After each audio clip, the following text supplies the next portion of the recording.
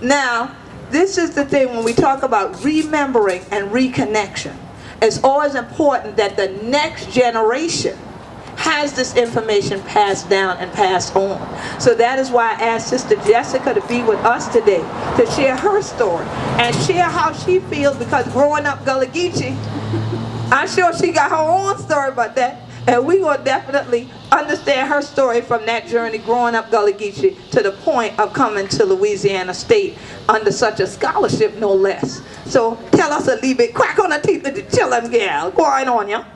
Well, I mean, I grew up in Geechee, South Carolina, and of course we speak Geechee or whatever. And going to elementary and middle school, we spoke Geechee. That's all we knew. Well, they closed down the high school that was African predominant. Well, it was a black high school. They closed it down and they split us up. So if you lived on Highway 41, and if you lived on Highway 33, you went to two separate schools. One school went to the blacks, one school went to a white school that was 45 minutes away in a car, an hour and a half on the bus. So we used to get on the bus and go down to the white school, and there we experienced a whole lot of racism and a whole lot of coming down on us because of the way we spoke. We would go to class and we would speak to one another, and the teacher would not teach us because she didn't understand what we were saying. She was mad at you. And they told us we couldn't take honors classes, we couldn't take AP classes because of the way we spoke. So we really had to overcome that. A group of us got together, 6 students, and we went to the guidance counselor. We said, hey, we want to be in these honors classes, we want to go to college, how do we get into it? He said, well, you're from Geechee, you speak Gullah, you don't go in these classes. We got in anyway. All of us graduated with honors. All of us went on to universities to get degrees. And how? That's right. So it was, we came. I really feel like sometimes we came through a lot. Even given the time that I was in school, this was just 2004 that this happened. Wow. When I was in high school, and it's really interesting. People are like, oh well, how does this still go on? It does still go on. It does still go on. Even to the younger generation, it goes on. But I went on to work on my bachelor's degree at Winthrop University, which is a predominantly white university in Rock Hill, South Carolina.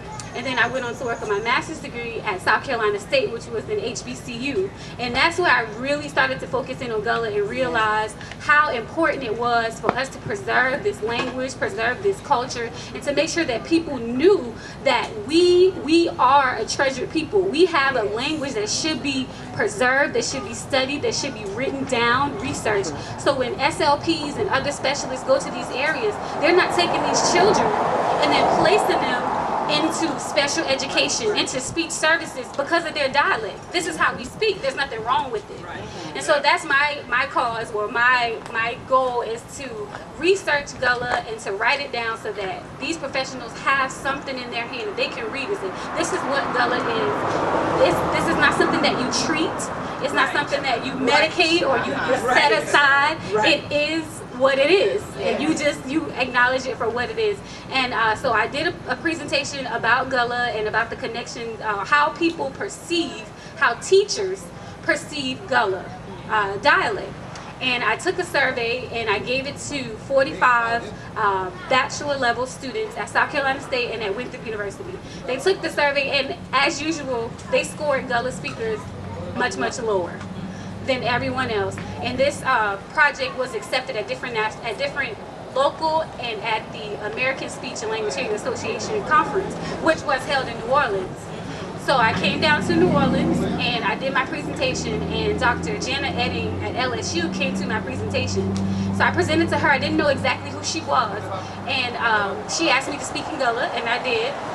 And she said, well, we're really interested in our lab in looking at language development disorders, looking at non-mainstream dialects. Would you be interested in coming to LSU to work on your PhD? Absolutely, and it's free.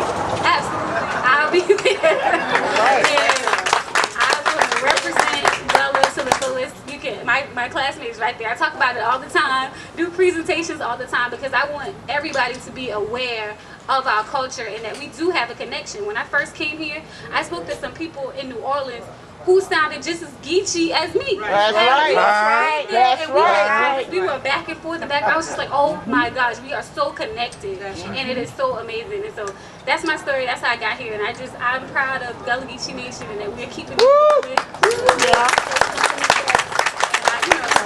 The younger generation, if it's up to me and up to my classmates and everybody else, we're going to keep it going because it is important that it does not die. I had a professor tell me one in class that Gullah was dead. She told me to my face, Gullah was dead. When you come to Charleston, the only way you hear it is if you get on the horses, the carriage rides. That's the only time you hear it. I said, oh my gosh, people are deceived. Yes, they are. They really are. They don't know that it's still alive and well. And we really have to keep educating them and letting them know that we're do. here. You know? Absolutely. All right.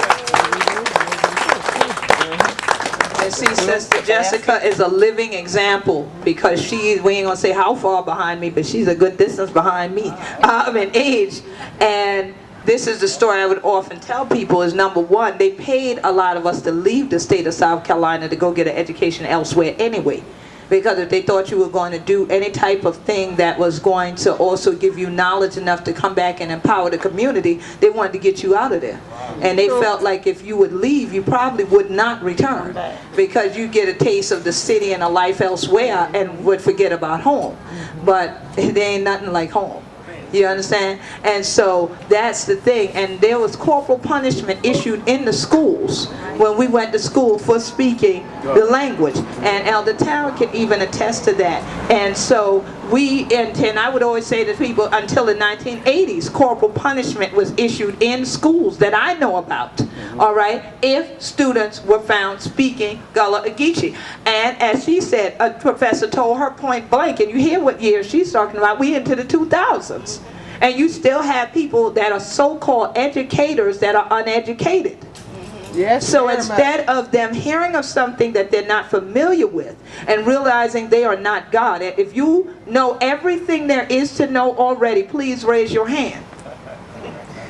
Because I need to understand what are you doing with us down here today. Because you should be ascended. Because as long as you live, you can learn. That's right. But you have to be open to learning. That's it. And not being so egotistical to believe you got it all. You see? So when you have people in the classroom who have let their egos create this attitude that I'm the educator, so you can't teach me nothing because you're the student, that's where we have the downfall. As you even heard in the first presentation, a lot of our culture has been taken by academics and misinterpreted and then represented. True. And then people buy it and then tell us that's what we're supposed to be. That's where that comes from. News articles written in the 70s said, there was a title that said, Gullah's last dying breath. So no doubt her professor is one of the people that bought into what that media article had said. That's why in the 2000s going to tell her Gullah's already dead other than a carriage tour. Them people on them carriage tours don't speak Gullah. Sure don't. So I would like to talk to your teacher one day.